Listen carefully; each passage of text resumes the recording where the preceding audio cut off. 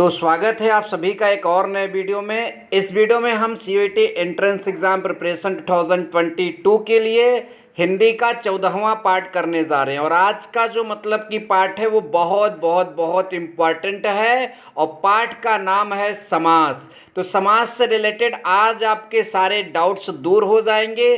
संधि और समास में क्या फ़र्क होता है यह भी आपको समझ में आ जाएगा।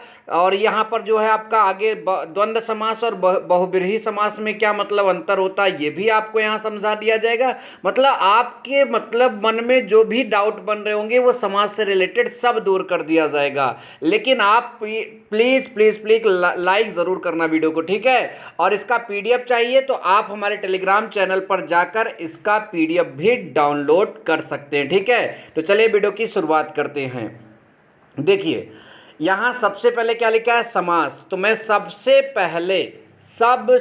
पहले आपको समास की परिभाषा बताना चाहूँगा, ठीक, ध्यान दीजिएगा।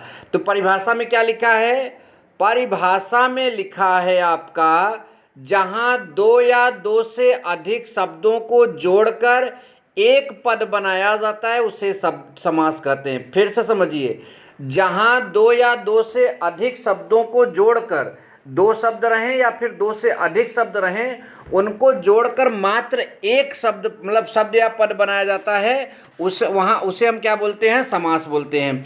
अब एग्जाम्पल के लिए यहाँ पर प्रति एक शब्द है और दिन एक शब्द है, इन दोनों को जब हम जोड़ देते हैं तो हमारा जो बन जाता है यहाँ पर क्या बन जाता है, प्रतिदिन। तो प्रतिदिन आपका क्या है, यहाँ पर प्रतिदिन जो है यहाँ पर समास है, ठीक, ध्यान दीजिएगा। प्रतिदिन क्या है आपका, समास है, ये बात ध्यान दीजिएगा। और समास बनाने मतलब समझ में आया ना, इसी चीज़ को हम क्या बोलते हैं, समास बोलते हैं।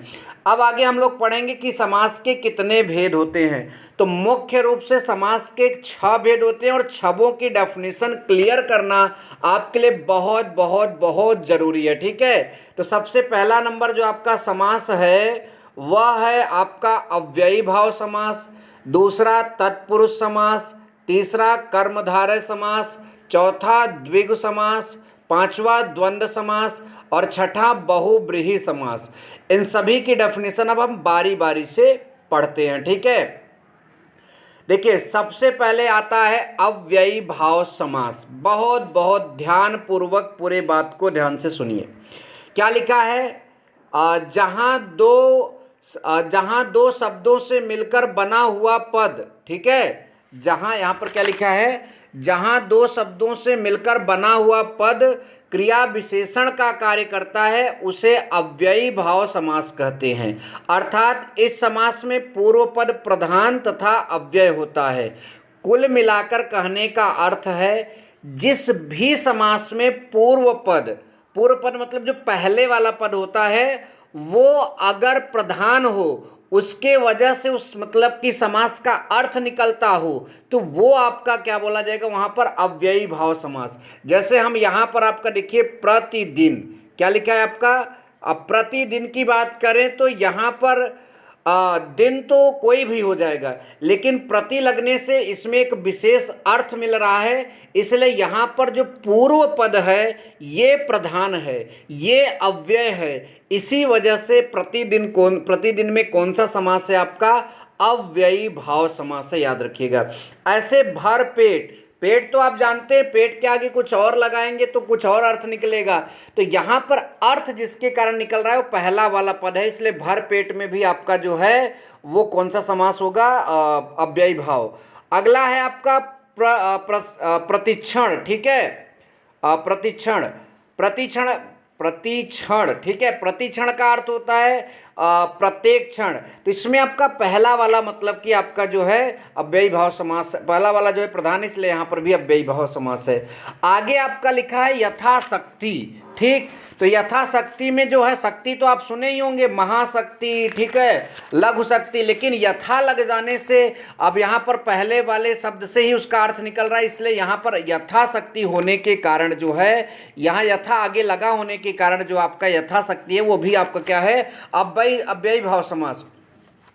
अगला वाला हमारा है हाथों हाथ, ठीक। तो हाथों हाथ भी आपका कौन सा समास है यहाँ पर? हाथों हाथ भी आपका अव्ययी भाव समास है, याद रखिएगा, ठीक है। हाथों हाथ भी कौन सा समास है आपका?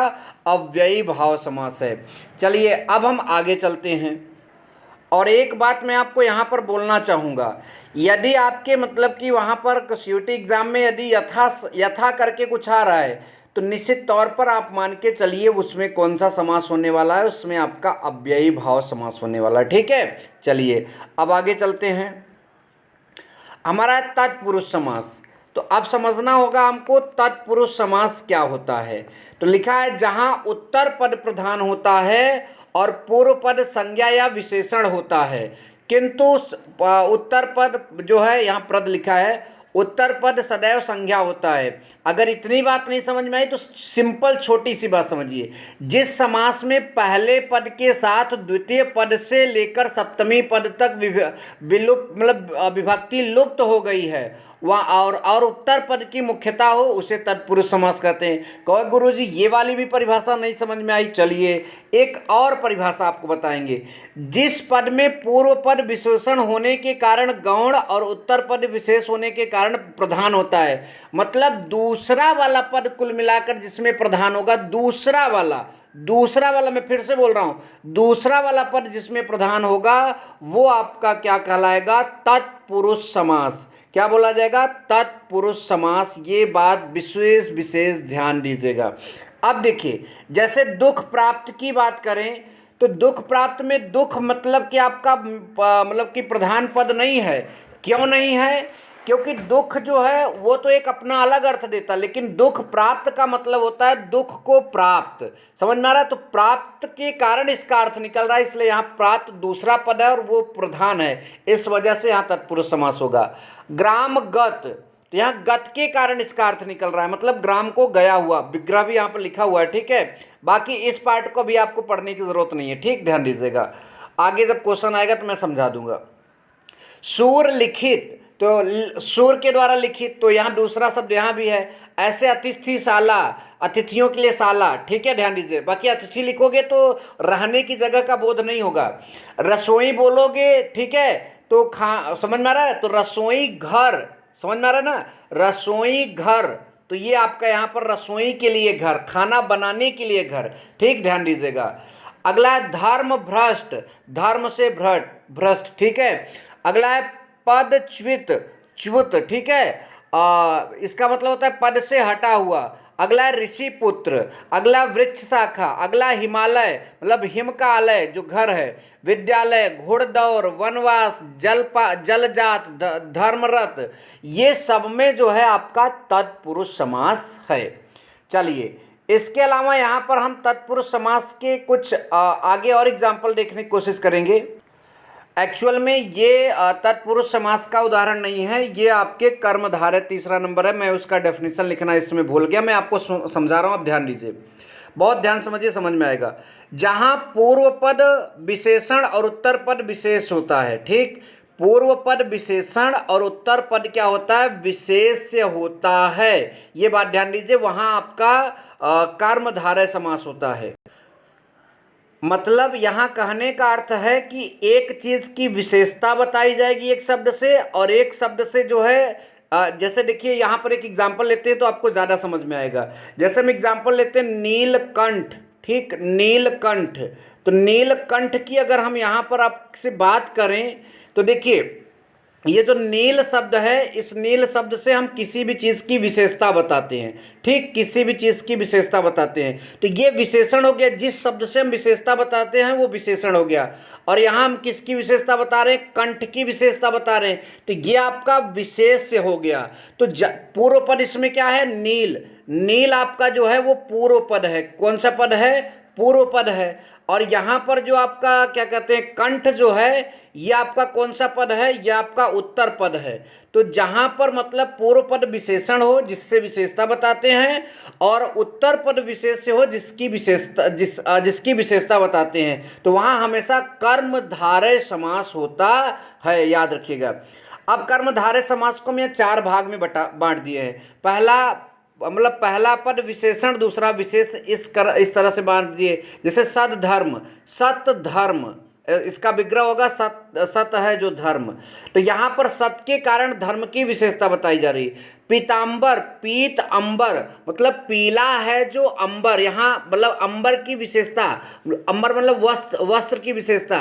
और नीलकंठ का तो मैंने पहले बता दिया। दूसरे तरह का कर्मधारय समास आपके सामने आ रहा है, जिसका अर्थ यहाँ पर मतलब कि जिसमें हम किस आधार बोलेंगे, पहला पद मतलब कि विशेष, दूसरा विशेषण हो जाएगा। ठीक है, इस तरह का भी होता है। जैसे पुरुषोत्तम, तो पुरुषों में जो उत्तम है, पहला पुरुष है विशेषण और दूसरा आपका उत्तम जो है विशेष हो जाएगा। समझ में आ रहा है। और अगला आपका मुनि श्रेष्ठ, मुनियों में जो श्रेष्ठ है मुनि श्रेष्ठ। ठीक, ऐसे कनक लता उपमेय उपमान, एक चीज की उपमा दी जाती दूसरे से। उपमा मतलब विशेषता, वही चीज हुआ, थोड़ा सा फर्क होता है। उपमेय उपमान, और यहाँ पर भी वैसे ही है। तो इस तरह का जो होता है वो आपका कौन सा समास बोला जाएगा, वो आपका बोला जाएगा कर्मधारय समास। यहाँ पर देखिए मैंने परिभाषा लिखा था, ये देखिए यहाँ पर लिखा था और इसको मैंने चेंज ही नहीं किया और आपको ऐसे बता दिए। तो मैं इसको यहाँ से डिलीट भी मार देता हूँ ताकि आपको जब PDF मिले तो वहाँ कन्फ्यूज़न ना हो। ठीक है, तो ये आपका यहाँ पर है। ठीक, आगे चलेंगे। द्विग समास की परिभाषा देखिए, द्विग में अपने नाम ही से बताया रहा, द्विगु मतलब कि क्या है, द्विगु का अर्थ दुनौ। ठीक, तो दुनौ का मतलब क्या होगा, जैसे लिखा है जहां पूर्व पद संख्यावाचक विशेषण होता है उसे द्विग, सॉरी द्विग मतलब दोनों नहीं, द्वंद्व माने दोनों होता है। यहाँ द्विग में मतलब पूर्व पद संख्यावाची विशेषण मतलब विशेषण होगा, वहाँ द्विगवाची मतलब द्विग समास बोलेंगे। अब जैसे कि एग्जाम्पल लेते हैं, सत सई 700 दोहों का समूह, तो इसमें पहला शब्द सत माने 7 है, तो यहाँ पर आपका द्विग समास होगा। दूसरा है त्रिवेणी, पहला बार आपका त्रि लग गया, अगला त्रिफला, फिर त्रि मतलब 3 होता है, चौराहा, चौ मतलब 4 होता है, त्रिकोण मतलब 3 होता है, 9 मतलब आपका 9 मतलब कि यहाँ पर भी संख्या है। तो पहले पद में अगर संख्या है तो जाहिर सी बात है आपका द्विग समास होगा। नेक्स्ट नंबर है द्वंद्व समास, जिस समास के सभी पद एक जैसा महत्व रखते हैं और बीच बीच में से और अथवा या का लोप हुआ हो। ठीक है, वहाँ द्वंद्व समास होता है, मतलब दोनों पद की मतलब कि क्या कहते हैं यहाँ पर विशेषता होती है। ठीक है, और ये द्वंद्व समास को कई भागों में बांट दिया गया, हम केवल एग्जाम्पल से मतलब रखेंगे यहाँ पर। जैसे लिखा है इतरेतर द्वंद्व, ठीक है, फिर आपका समाहार द्वंद्व, तो हमसे इससे मतलब नहीं। जैसे राम लक्ष्मण, तो दोनों पद की विशेषता है, गाय भैंस दोनों पद की विशेषता है, भेड़ बकरी वृक्ष लता, किसी एक को हटा दोगे तो उसका वो मतलब कि वो वाली विशेष मतलब कि दोनों पद की विशेषता, जैसे आप गाय भैंस बोल रहे हो तो यहाँ पर गाय और भैंस दोनों मतलब कि पद प्रधान है, इसका एक भी पद यहाँ से हटाओगे तो इसका अर्थ जो है अलग हो जाएगा। राइट, हाथ पाँव, अगला आपका एग्जाम्पल है दाल रोटी, धन धान्य, रोटी कपड़ा। पहचानने का तरीका ये है कि जिसमें ये वाला चिन्ह लगा रहेगा वहाँ द्वंद्व होगा। समझ में आ रहा है, आगे देखते हैं। और ऐसे वैकल्पिक द्वंद्व, सुख दुख, ऊंच नीच, धूप छांव, ये आपका हो गया। और लास्ट में छठा नंबर जो आपका है बहुव्रीहि समास, लिखा है जहां कोई भी पद प्रधान नहीं होता किंतु दोनों पद मिलकर तीसरे अर्थ का मतलब बोध कराते हैं, बहुव्रीहि समास होता है। जैसे नीलकंठ, अभी देखिए नीलकंठ हमने यहाँ पर भी बोला था तो ये कर्मधारय था। अभी इसका मतलब हम लोग इसका आपको क्या कहते हैं अंतर भी बताएंगे, कर्मधारय और बहुव्रीहि में जो अंतर होता है। तो नीलकंठ, नीला है कंठ जिसका, और यहाँ पर क्या था अर्थ, जरा ध्यान देते हैं। यहाँ पर हमने अर्थ आपको बताया था नीलकंठ, नीला है कंठ जिसका, तो यहाँ वहाँ पर जिसका कंठ नीला है कोई भी हो सकता है, लेकिन यहाँ पर एक विशेष अर्थ आ रहा है, वो भगवान शिव। चक्र प्राणी, चक्र पाणी मतलब चक्र है, पाणी पाणी मतलब हाथ में जिनके, विष्णु जिनके हाथ में है विष्णु। ठीक, अगला चंद्रशेखर, चंद्र है शेखर पर जिसके, अर्थात शिव मतलब चंद्रमा ने क्या कहते हैं चंद्रमा, ठीक है, जिनकी शेखर मतलब माथे पर है। पंकज, पंक में जन्म लेने वाला, ठीक, अर्थात कमल। पीतांबर, पीत मतलब पीला है अंबर जिसका, श्री कृष्ण। लंबोदर मतलब श्री गणेश जिसका लंबा उदर है। वीणा पाणी मतलब जिसके हाथों में वीणा है, माँ सरस्वती। अब संधि समास में अंतर आपको दिखाया जा रहा है, लेकिन हम आपको केवल और केवल यहाँ पर कर्मधारय और बहुव्रीहि समास में अंतर समझाने जा रहे हैं। लिखा है कर्मधारय समास में समस्त पद एक दूसरे का विशेषण होता है, जैसे नीलकंठ, और बहुब्रीहि समास में दोनों पद गौण होते हैं, मतलब उनमें उपमेय उपमान का संबंध नहीं होता है। समस्त पद के अतिरिक्त एक तीसरा अर्थ महत्वपूर्ण हो जाता है, जैसे लंबा, लंबोदर, लंबा है उदर जिनका अर्थात गणेश। तो अगर तीसरे अर्थ का है मतलब यहाँ तीसरा अर्थ आता है तो समझ लीजिए वहां पर आपका बहुब्रीहि समास होगा, नहीं तो कर्मधारय होगा। ठीक है, आई होप कि वीडियो पसंद आए। वीडियो पसंद आए वीडियो को लाइक करें, शेयर करें, चैनल पहली बार आए चैनल को सब्सक्राइब करें। मिलेंगे नेक्स्ट वीडियो में। Thank you so much. जय हिंद, वंदे मातरम।